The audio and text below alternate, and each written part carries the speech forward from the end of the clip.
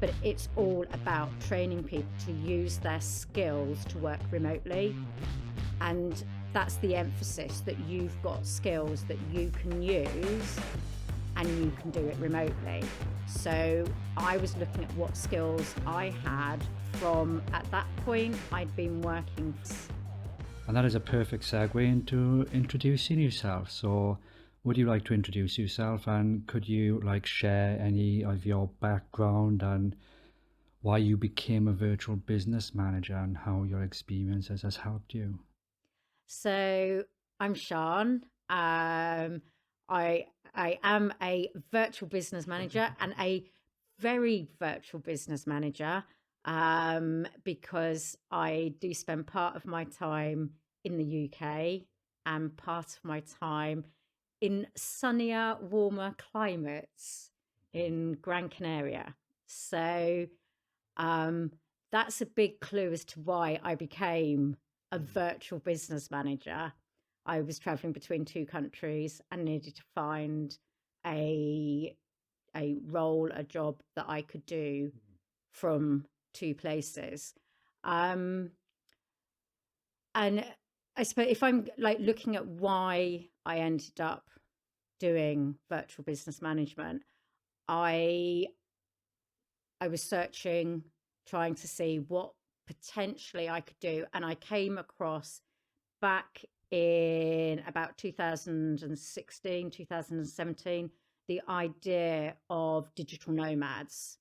Now, digital nomads, it was quite a new thing back then, but the idea was it was people that were traveling the world with their laptop, exploring the world, doing some work at the same time, and going from country to country, just enjoying life and funding that travel through working via a laptop. And whilst I didn't want to do that, I've got roots in South Wales. My son lives in South Wales. My mum lives in Essex, so I've got roots from that point of view.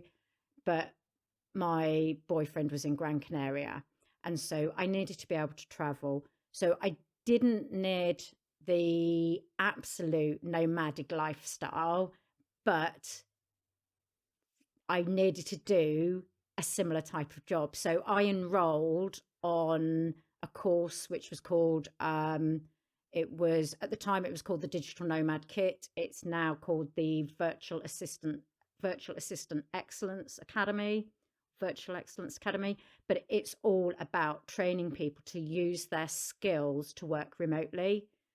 And that's the emphasis, that you've got skills that you can use and you can do it remotely.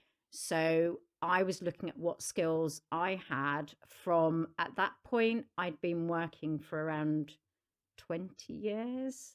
So I'd started out, I'd, as a teenager, I'd been a voluntary swimming instructor, and then I'd done a little bit of lifeguarding. And when I went to university, I did a degree in electronic engineering, and I was sponsored by a manufacturing company. And so I spent my summers working in manufacturing companies, doing various projects, such as troubleshooting on the shop floor. One of my favorite summers was spent working in Newport, South Wales, for a company that made the little water heaters that sit over your sink when you haven't got a hot water tank. And they had a production problem with the welding on that, and I had to work out what the problem was and solve the problem. And so it was just really fascinating, because I had to build trust. I was like a woman in their early 20s going onto a shop floor. You know, the guy that was working the machine was obviously quite naturally fearful of me, because he thought I was going to take his job away from him. So I had to build trust, because I had to get him to show me how he did his job, so that I could work out what the problem was and how to solve it. And over the summer, that is what I did. I managed to, so, but that sort of thing, although I was doing it like in person, troubleshooting, looking at a problem, identifying what the real problem is and coming up with a solution is able to be put into many different industries. It's not like specific. So after I'd done engineering, I went and worked for British Telecom. I worked for them for just under 7 years in London, and I did new product development, market research, that sort of thing, and ended up working in business planning and strategy. So that was where my passion was.